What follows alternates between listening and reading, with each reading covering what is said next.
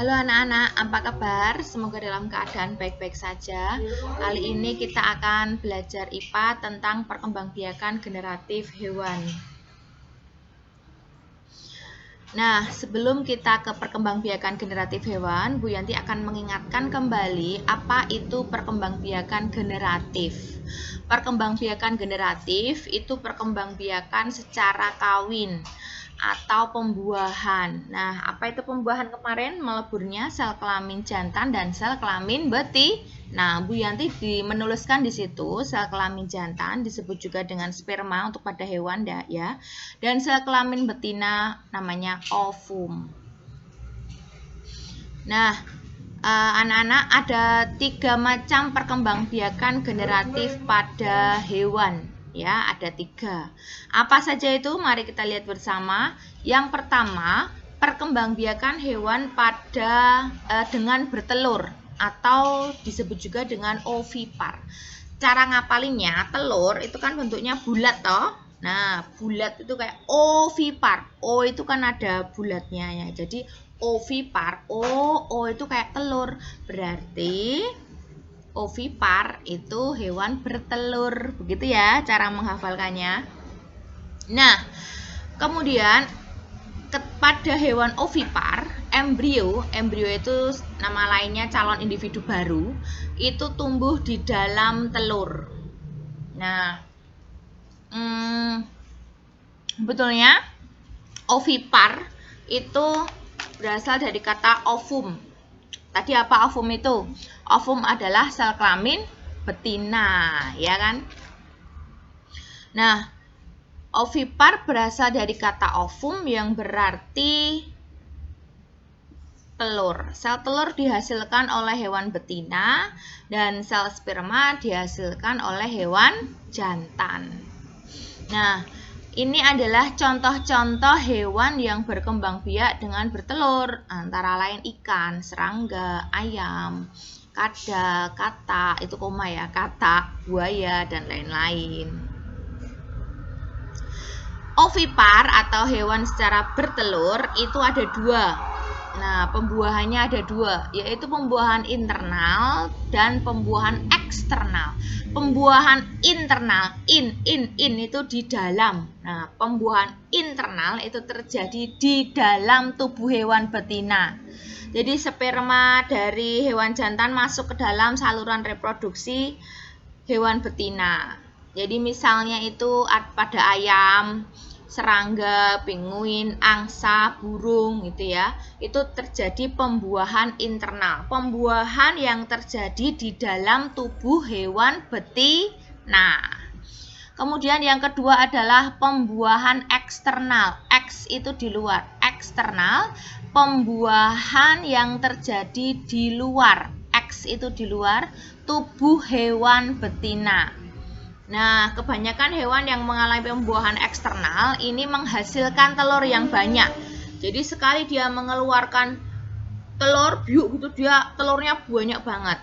Nah, itu biasanya terdapat pada ikan dan katak, ya.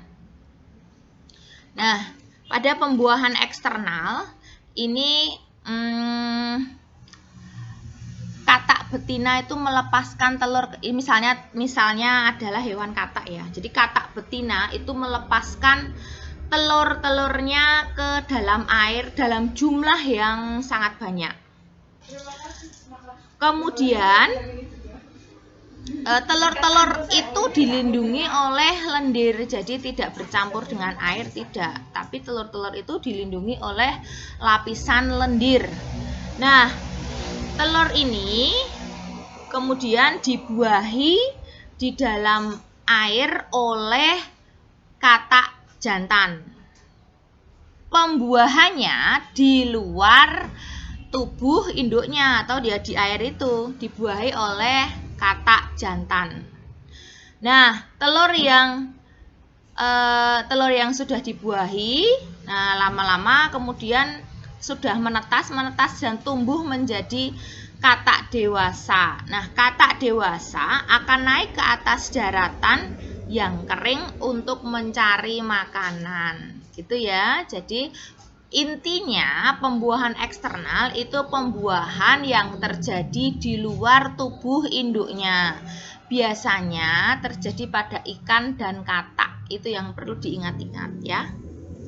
Kemudian kita ke nomor 2, perkembangbiakan hewan dengan melahirkan atau disebut juga vivipar. Nah, embrio atau calon individu tumbuh di dalam tubuh induknya. Tumbuhnya di bagian mana? Tumbuhnya di bagian rahim induknya. Nah, ciri-ciri hewan yang melahirkan itu jelas. Yang pertama mempunyai kelenjar susu. Kemudian dia dapat menyusui anaknya. Ada juga hewan yang memelihara anaknya hingga dewasa. Seperti ayam itu memelihara anaknya dengan sangat dijaga sekali ya. Induk ayam itu kalau apabila kamu mencuri anak ayam, induknya akan sangat marah. Nah, kemudian yang ciri berikutnya adalah mempunyai rahim. Kulit tubuh hewan umumnya memiliki rambut dan mengandung kelenjar. Kelenjar apa itu? Kelenjar lemak dan kelenjar keringat. Ya. Contoh hewan vivipar adalah kerbau, kelinci, anjing, kucing, sapi, gajah, lumba-lumba. Nah, ya. Jadi lumba-lumba itu bukan ikan, lumba-lumba itu mamalia. Ya, biasanya hewan yang melahirkan ini disebut dengan mamalia. Nah, perkembangbiakan hewan dengan bertelur dan melahirkan disebut juga ovovivipar. Yang ciri yang pertama adalah telur yang sudah dibuahi menetas di dalam tubuh hewan betina dan keluar sudah dalam bentuk anak hewan. Jadi si induk hewan tersebut itu seolah-olah melahirkan anak, padahal sebetulnya si telur itu sudah menetas di dalam tubuh hewan betina. Setelah menetas di dalam tubuh hewan betina, kemudian keluar itu jadi seolah-olah hewan betina itu melahirkan, padahal dia mengandung calon bakal anaknya itu ya. Jadi dia mengandung telur, kemudian telurnya itu menetas di dalam tubuh hewan betina. Nah, terus kemudian dia melahirkan anaknya itu ya. Misalnya terjadi pada ikan hiu, ikan pari, ular. Ular tidak semua bertelur ya. Ini beberapa jenis ular. Misalnya ular boa, ular sanca, ular piton, dan beberapa jenis kadal. Jadi kadal itu banyak sekali macamnya. Ada yang bertelur, tapi ada juga yang ovovivipar. Begitu juga ular. Ular itu ada yang bertelur, tapi ada juga beberapa jenis ular yang bertelur dan beranak atau melahirkan atau ovovivipar. Tadi yang Bu Yanti sebutkan adalah ular boa, ular sanca, dan ular piton. Itu ya anak-anak. Terima kasih telah mendengarkan penjelasan dari Bu Yanti. Semoga paham. Oh iya, ada satu tambahan. Tadi cirinya kalau hewan ovipar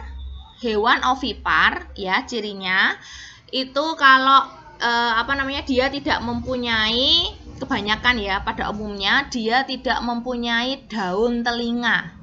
Kalau hewan bertelur, dia tidak mempunyai daun telinga. Bukan telinga loh ya, daun telinga. Daun itu yang ininya.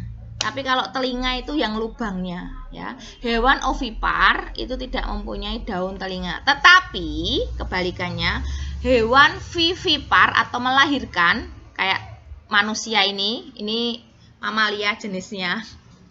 Tapi bukan hewan ya, manusia. Tapi termasuk mamalia. Nah, ini mempunyai daun telinga nih, kayak gajah itu punya daun telinga. Daun telinga ini daunnya ini loh, yang bisa dipegang, ini namanya daun telinga. Kalau telinga itu lubangnya ini, beda ya daun telinga sama telinga ya.